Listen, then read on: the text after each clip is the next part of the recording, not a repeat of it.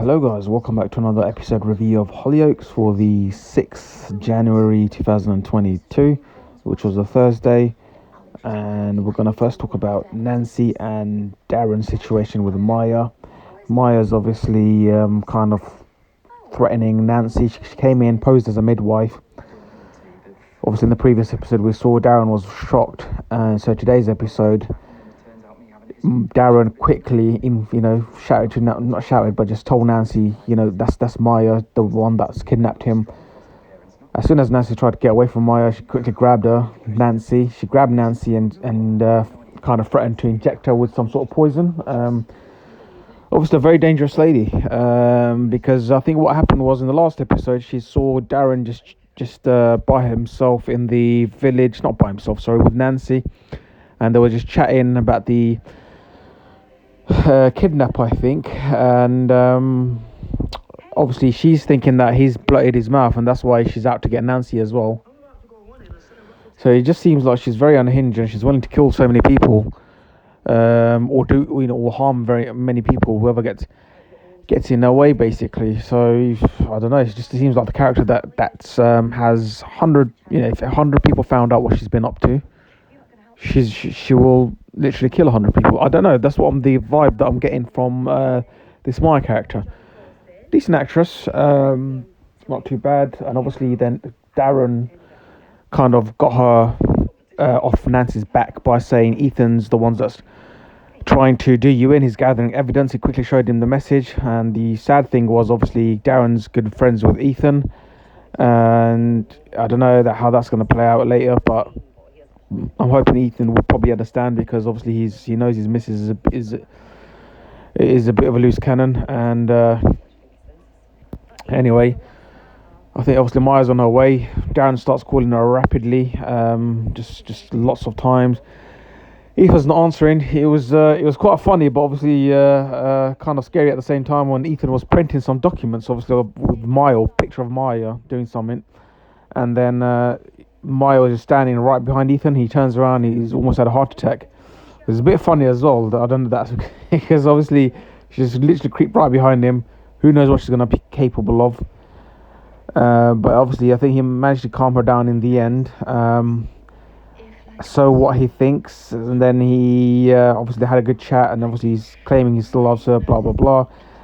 And they're going to go for a meal and everything, which I knew for a fact that she's gonna obviously plot against him. Just her character just says that she's gonna play nice with Ethan for now, and then she's going to make a move when he least expects it, possibly even kill him. That's what I reckon. She is a very strong character. So that is very, very interesting. Obviously, the whole kidnap Darren thing was very interesting as well. The hotel scenes as well. It was epic. Anyway, we're gonna move on to this whole thing with Juliet and Perry. I think Juliet kind of obviously thinks that Perry wants to get married. She's been having a lot of contemplation, asking Yaz for advice as well. Why did Yaz get married? And obviously Yaz said that, obviously gave her good advice, basically saying that you get married to the person that you don't want to lose. There's a few more factors and such. And Juliet seemed to take it in, and obviously we saw her later looking at rings as well on a laptop. I don't know, I think she might be looking for a surprise when she does propose to Perry. Perry might reject her. That's what I have a bad feeling, just because I think Juliet is optimistic, but she always has a wall, because she knows she's going to get hurt. So that's why, because she now thinks that Perry wants to get married. I think Julia's going to set herself up, I'm afraid. And now we are going to talk about the whole Mercedes situation with Bobby. Obviously Bobby just doesn't trust his mum anymore, and to be fair, what Mercedes has done throughout the years, she gives no one any reason to trust her. I'm sorry, but I know she's kind of a reformed character, but even then, if she doesn't chase trouble follows her.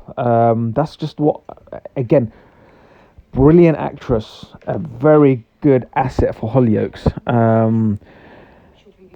Wealth of experience, but her character is just one of those characters where, example, Silver is just too good for her in terms of his character, and unfortunately, because he's too good for her, I mean, she would benefit a lot by having him around and obviously by being with him.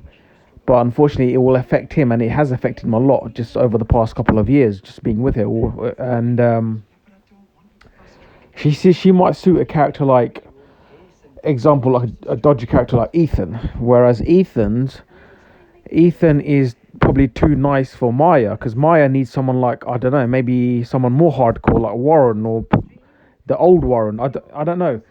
That's what I'm trying to get at with the whole Mercedes and Silver situation. So I think Silver might possibly leave her, and yeah, Mercedes. Honestly, I think she needs a break from men. Basically, she just needs to focus on herself, just learn to be happy, and then obviously look after her child as well, Bobby.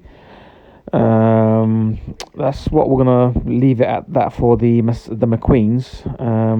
Obviously, John Paul was looking out for her earlier as well. Now we're going to move on to the Cunninghams. This whole situation with Scott trying to adopt.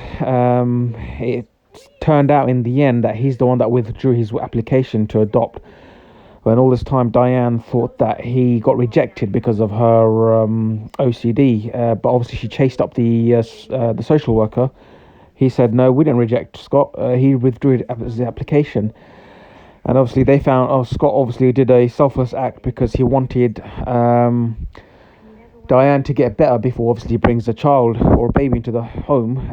And that is actually very smart. When I thought about it later, it was actually very smart of Scott because A, obviously, yeah, Diane needs to get better. But B, and this is more important, if you're going to take a child on and adopt someone, you need to have your atmosphere and your surroundings and your foundation. Everything needs to be like not, if not perfect, like really great, because obviously you're taking a huge responsibility. And obviously that if Diane's condition is at the minute like this, it might be a bad situation for both new child that comes in, and Diane as well with her condition. It's not going to be a very smooth sailing situation.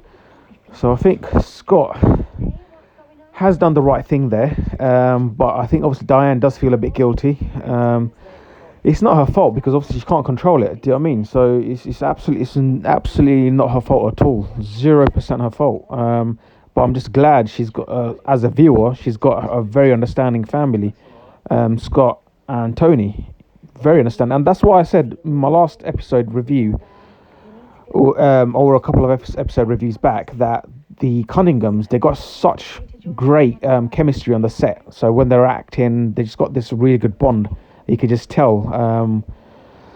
And now we're gonna move on to this whole situation with Goldie, Olivia, and Prince having a bit of competition about selling raffle tickets and such. And then obviously she got jealous basically because obviously she saw Prince kind of putting her mum.